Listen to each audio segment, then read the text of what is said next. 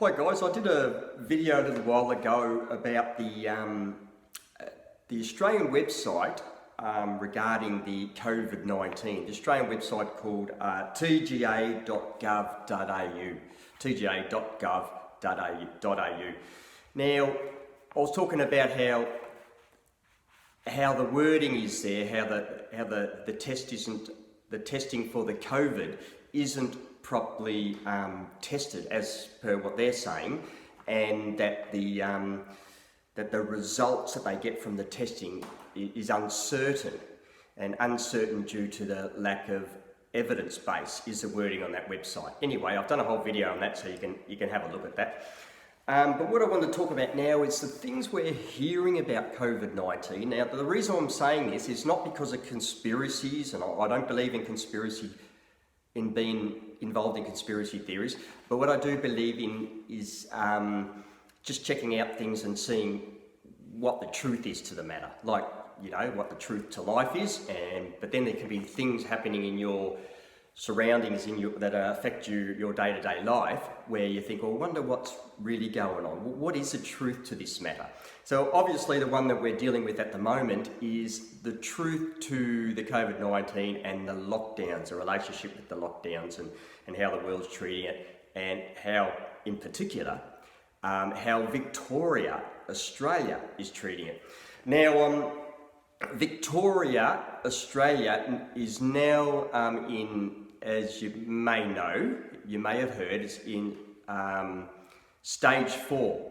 Now we've got a curfew at 8 o'clock at night. We can't be out. We've got to be home, and there's a whole lot of there's fines if you're out there, and there's all sorts of restrictions, mandatory masks, everything like that. Now I'm hearing that this is what's happening in Melbourne is the strictest fines, the strictest lockdown rules in the world. Apparently we're leading the way as far as how strict our government, Dan Andrews in Victoria, is bringing this in, because they've declared it a state of disaster. And not only is it the strictest with the lockdowns, but it's got the least. It's a very low numbers of a death rate. We're only around 300 died in Victoria, or less than that, 250 or something. So it's only around 250, 300 or something like that. But nevertheless, we have the strictest things in the world. Now when we're looking at this to get perspective, we know what's happening in Sweden. They didn't lock down. They didn't lock down at all.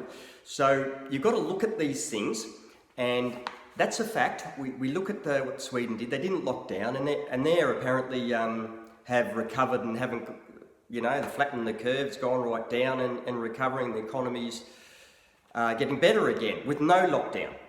So you've got to look at that and think, okay, well, we've got the strictest lockdowns, and our numbers still go up, and they have no lockdowns, but basically it's the things come and gone.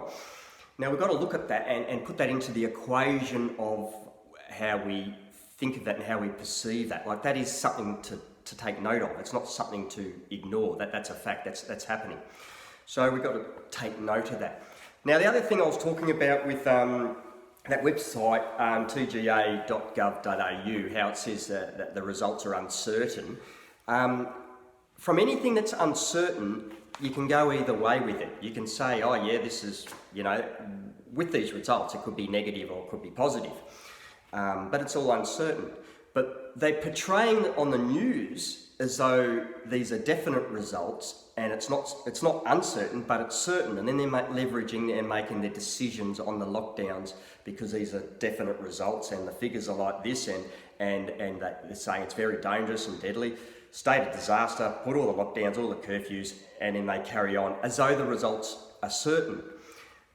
But their website says, but how the test works is to actually get the results is uncertain as to what the results are. Another thing so it's it could go. It almost seems like it could go either way, and I'm not saying that they're not positive, and I'm not saying that they're false positives, But it could be. But I'm not saying that. I'm just saying with the things that we've got, with the statements, the official statements, and how the things are that we hear of, how it this is a part of the equation that we need to think through and see what's going on to actually see what's really happening through the world and in Victoria, Australia. Now, another thing I was saying in that video was it seems to be, it almost looks like they can leverage off this uncertainty. They can leverage off this and say it's all positive.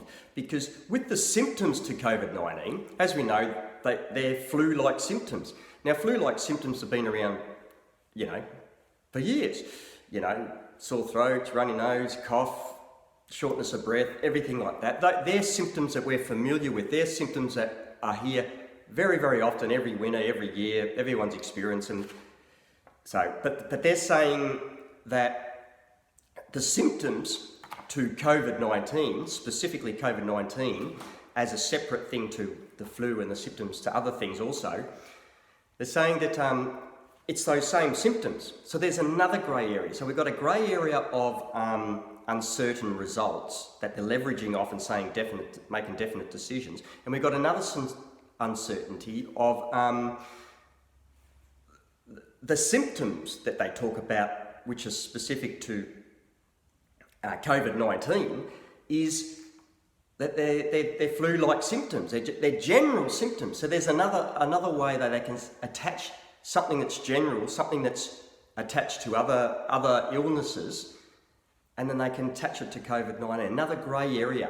So then another way that it can be leveraged. I'm not saying that it definitely is leveraged into making something look worse than what it is. I'm saying there's another grey area where it could be used like that, because it's definitely grey. It's definitely symptoms which are also related to the common flu, and apparently the flu's gone down, and apparently COVID's gone up. The flu symptoms and people dying of flu is like right down.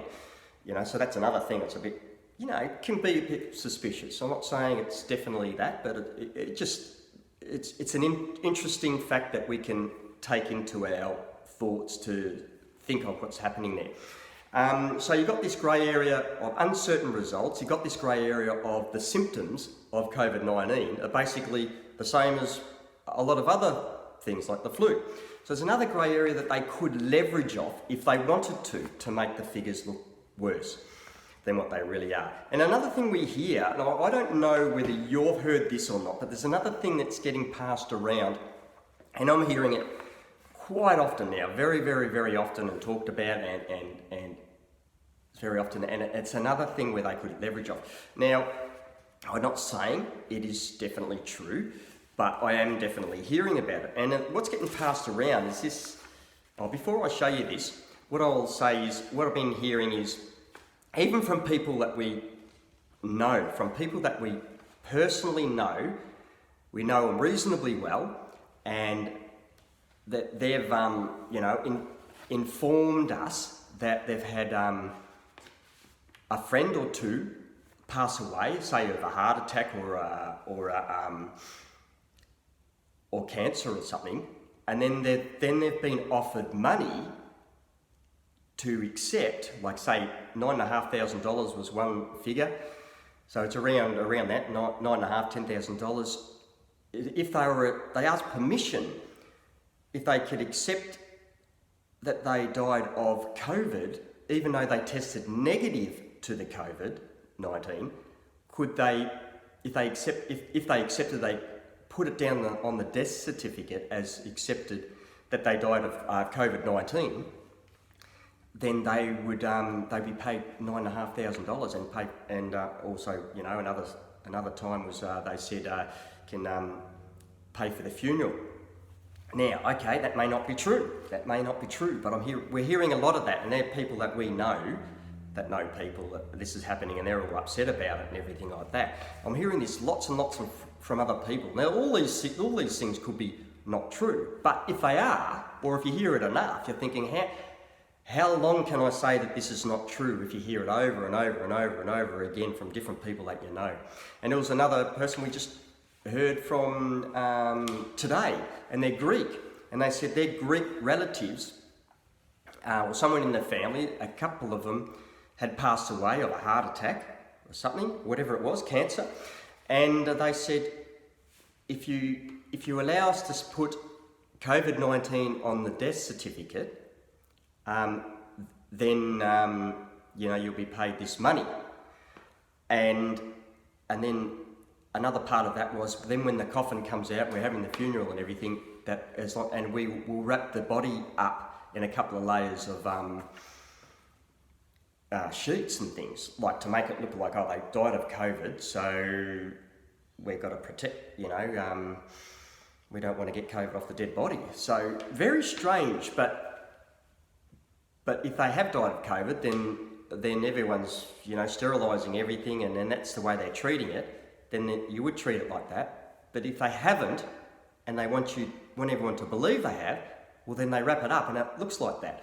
So, none of these things is on the news, none of these things is official, but we're hearing it more and more and more and more. And we've got to take this into the equation of trying to decide what's going on in the world at the moment. Even if we're into Bible prophecy,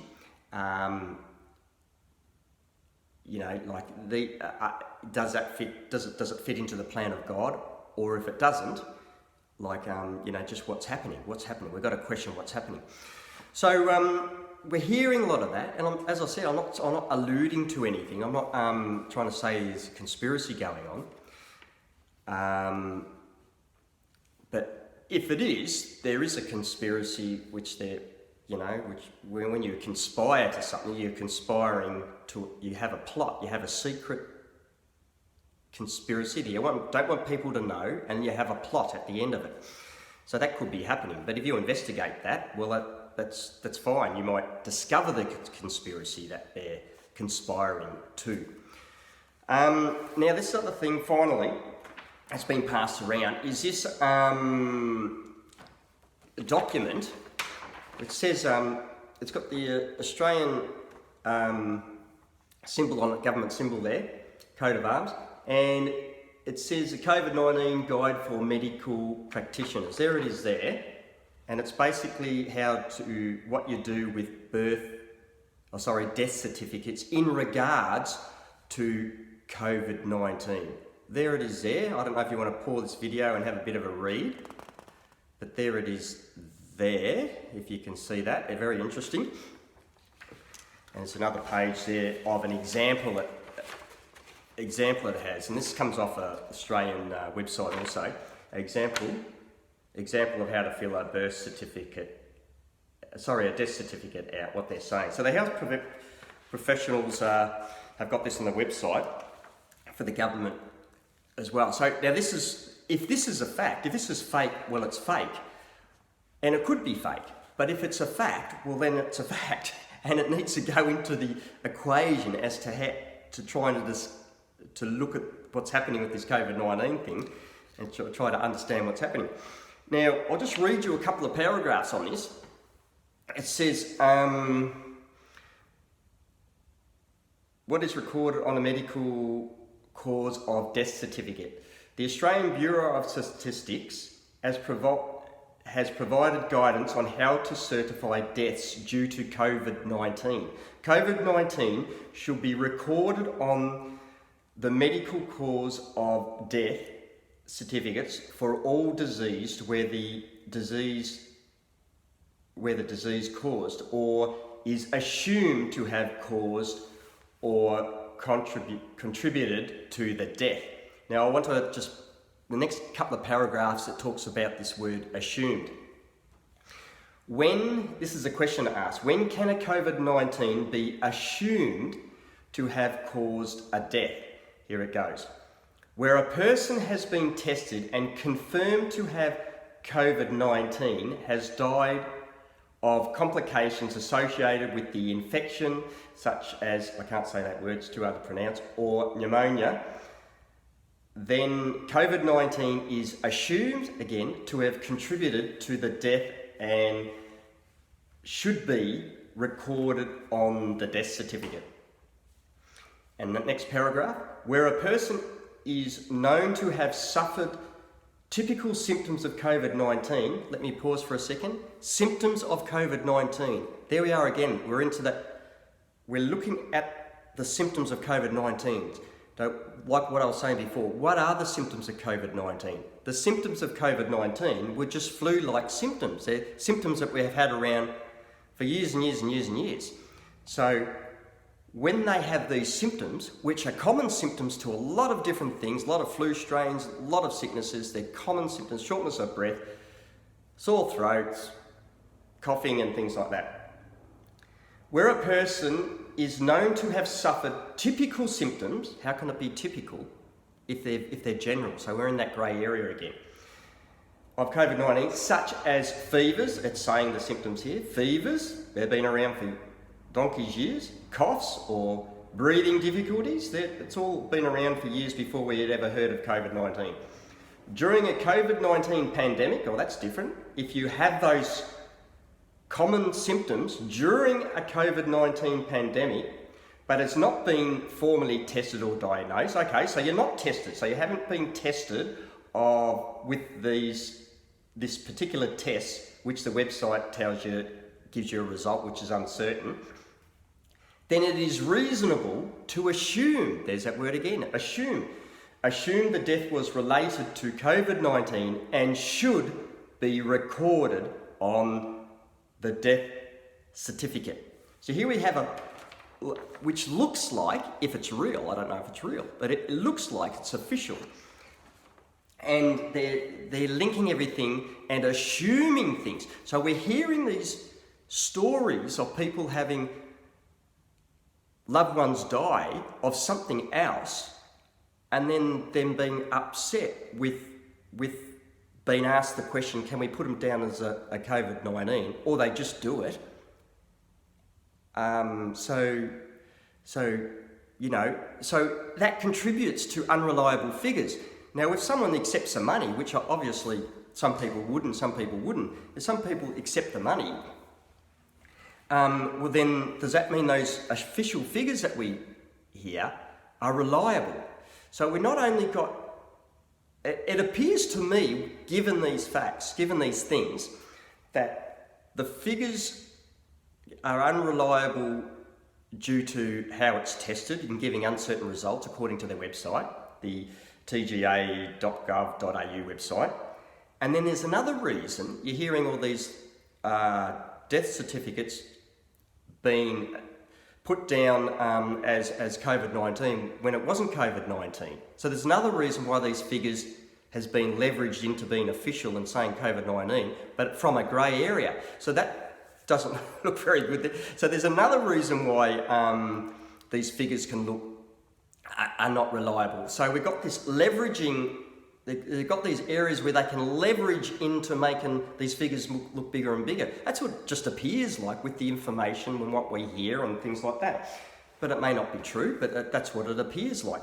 And those two paragraphs I read there saying if they've got symptoms of COVID-19, which the same symptoms of other things, then they're allowed to, by law, they're made it law there in that certificate, in that document, they're allowed to put it down as COVID-19 death on the death certificate. So therefore we've got another reason why we've got this grey area where someone's gone down as COVID-19 from something that might have been just the flu or something else. So there's another unclear thing. So all these unclear, undefinite situations are showing these definite figures on TV, and when everyone's getting really scared like it's a deadly disease.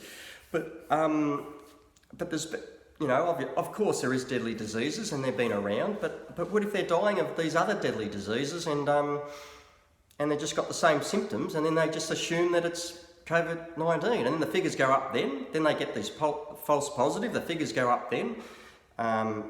People accept the money that's offered to them, the figures go up then. So out of all these areas, it's compounding of all these uncertain levels, uncertain and unclear and assumed to be assumed COVID-19 results. And then they're giving us definite figures.